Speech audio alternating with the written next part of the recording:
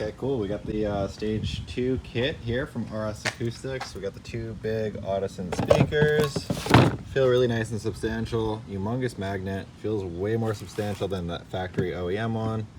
Really nice packaging. I like that they got the GTI and the R on there. Really cool. The nice 3D printed brackets that feel substantial. And then the Audison Prima AP1P 150 watt tweeters. Everything's nice plug and play, nice looking clips, the adapters for the speakers, some assorted zip ties, get all the nice stainless steel rivets, some wire shrink. So we're gonna go through the instructions, then we're gonna get going on this. JB Weld plastic welder, it's like a pretty much plastic epoxy. I think that should do just fine. I'll keep you guys updated how that does. And then I got my impact here just to drill out the existing rivets with a nice sharp bit, making sure not to go all the way through because you don't want to oversize the holes. Pry tool, flathead screwdriver, and that's pretty much it. Yeah, you obviously need the rivet gun. I like the needle nose pliers, and that's pretty much everything we need for this install. Let's get into it. And I got the Amazon Basics sound deadening here. Hey you guys, what's going on? This is John here, and we are going to do this MK8 Golf GTI or R door card removal, and we're going to do it in real time, one shot. Let's get into it. You come underneath it with a 10mm open-ended wrench, and you have to loosen this bolt until it is in the down position like it is now, and then that way it allows it to slip off just like that. You're going to need T30 Torx and a flathead screwdriver.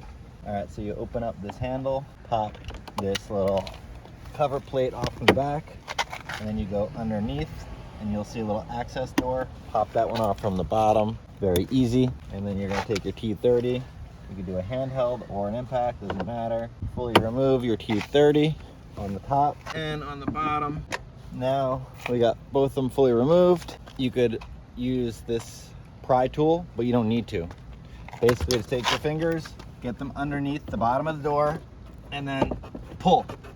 And then you'll hear it pop. Being careful not to pull this part because there is a clip here that has to be pulled up. So you're gonna come over here, pull up. Okay. Now we're inside the door card, and there are gonna be a series of 1, 2, 3, 4, 5 wires you have to disconnect, and the door latch. Okay. Most of these are just squeeze, but some of them need a little bit of manipulation. From the flathead screwdriver, like this one, needs a little bit. Let's see if we can get it live for you guys in real time. Okay, we got that one. All right, these are gonna be hard to film, but most of them are pretty easy. This one, you actually have to get the flathead in on this angle, and then you have to push it down. All right, just like that. Flathead into this bottom section of it right here, and then you push and you can pull it out. And now moving down, 1, 2, you're just gonna pry those until you get them off, and then just pull up. Okay. All right, so pull that red tab up, and then you're just gonna wiggle it out. Okay, so this blue guy over here, flathead in, pull out. Same with this tan guy right here. And that one just pulls right out. You're gonna need 3 tools: needle nose pliers, flathead screwdriver, pry bar that I just got off of Amazon specifically for automotive purposes. All right guys, let's get into this. So we are gonna get our pry tool behind here, pull. Now I've kind of realized that that's all you need the pry tool for. Now you can kind of just pull here, and there's 3 clips, 1, 2, 3, all located in the first half of this pillar. Get your pry tool in, try not to damage the airbag. All right, and that actually just got the second 2, and then you're gonna get it behind the clip, just like that. And then you start wiggling it until it comes out. All right, now that clip is out, and now you can literally pull the whole A-pillar out carefully. Some nice wiggle action, and then it'll come out. Now all you do is unplug the tweeter. This clip slides in from the back, so just put these back immediately, give them a squeeze, and then push it in, and then that's in its home, just like that. Same with this guy right here, which is still stuck in the frame of the car. We could get it, we'll use the flathead. Okay, and then we got it out. All right, then we'll put this back in, give it a squeeze, slide it back into its home. I'm gonna pry that clip down with my flathead screwdriver, and then I'm just gonna kind of work my way around this whole clip and kind of get every single corner of it bent down so it slides out. And grab it with a needle nose plier right here, and you bend these prongs down all around it. So bend each clip down, but essentially you give it a squeeze, push it in the slot, and then it's in there. You put it over the metal, but under the plastic. So it looks like that. Hopefully you guys could see. And then you give it a push, and then it's fully installed. I'll do the opposite. I'll do the removal, wiggle, and then it comes out. Pretty easy, and that's it. I'm just gonna pretty much break these off just by going like that kind of thing. And then you can kind of see that once I did that, it released. And now you can see it can kind of come off. All right, that's 1, 2, and then 3. You got to kind of bend this piece back in order to get to it. Okay, as you can see, they're all now exposed. I'm gonna leave this little foam pad back there. I think that's some sort of like insulation. All right, and then this original stock one is facing this way. So we're gonna line up the Audison in the same orientation so it goes back correctly. JB Weld plastic bond. All right, and then I'm just gonna mix it up really good. Don't rush this. The better it mixes, the better it will harden. I'm just kind of dripping it onto each tab. All right, okay. Now you could alternatively just use the sound deadening to glue it in, but I feel like with a speaker that's vibrating a lot, it might loosen itself over time and then potentially rattle. Lining up all the tabs, I'll get the first clip in and then kind of go around it. So that kind of seals it in, and once that turns to plastic, which this is pretty much what this stuff is, you guys, it's literally like liquid epoxy plastic. So once that hardens up, that's pretty much going to be OEM. You could literally just sit here and hold it for about 10 minutes or put some sort of weight over it. I went ahead and put the sound deadener tape to adhere the speaker in further, the little tweeter, just in case the epoxy ever fails, which it won't, but just for peace of mind.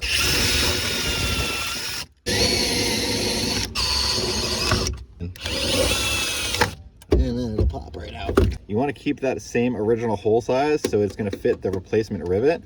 So you don't want to just like drill all the way through the rivet and then drill through the panel, making a bigger hole. Okay, now we see. We're going to put 2 rivets in and get them started. That way we don't have this whole bracket wandering. So give it like 1, 2 squeezes. All right. So let's get them in there loose just to start them off. Putting pressure on this part.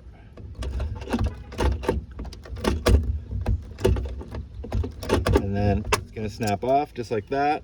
And then you have to release the shank. It breaks off. Very permanent, but very effective.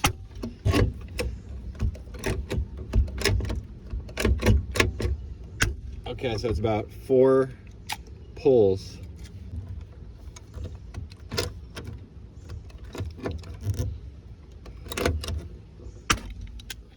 One full sheet of the Amazon Basics, cut in half, sound deadening, fold it in half in. I'll do the first half flush top, unfold it, and then I'll do the second half flush with the bottom and unfold it, giving you 2 barriers of sound insulation, which should really deaden that tinny sound. Okay, so we got our sound deadening in all the way flush with the bottom, and then we unfold it, and then all the way flush with the top, and then we unfold it. Remember to pass the wires through the port before you start. Red is positive and black is negative. Do it from far away to avoid melting the wires. Plug this in right now and give it a test. Get 1 screw started to make sure it's going to hold the rest of them. I'm going to poke the other screws through, getting them slightly started with just your fingers. Started. All right, so we're going to get them all the way until we feel that last little bit of tension. Okay, so now I got them all set to right before I could tell they're fully seated. And then what I'm going to do is I'm going to give a full half turn. Half, half, half, half. Sound insulation, deadening all the way around. You don't need to do this at all. So there's your disclaimer. I wanted to. At least this will definitely help insulate the door and make it have more of a satisfying clunk.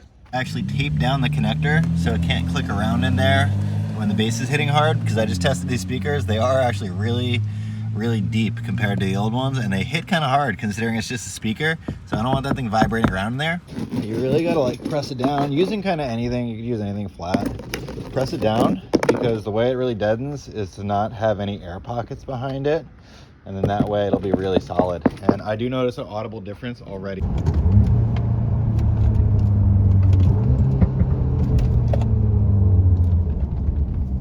Hey guys, John here, and I'm going to be doing a quick little 24-hour kind of first impressions on this. We'll just do it quick. But yeah, essentially the only previous audio upgrade that I did for the system was the Fender subwoofer from the Mark 7 GTI, and that helped it, but not a lot. I mean, it gave it significantly more bass than the factory Harman Kardon sub, but I still wasn't blown away. No matter how many times I tweaked the frequency settings, it did not really make the system.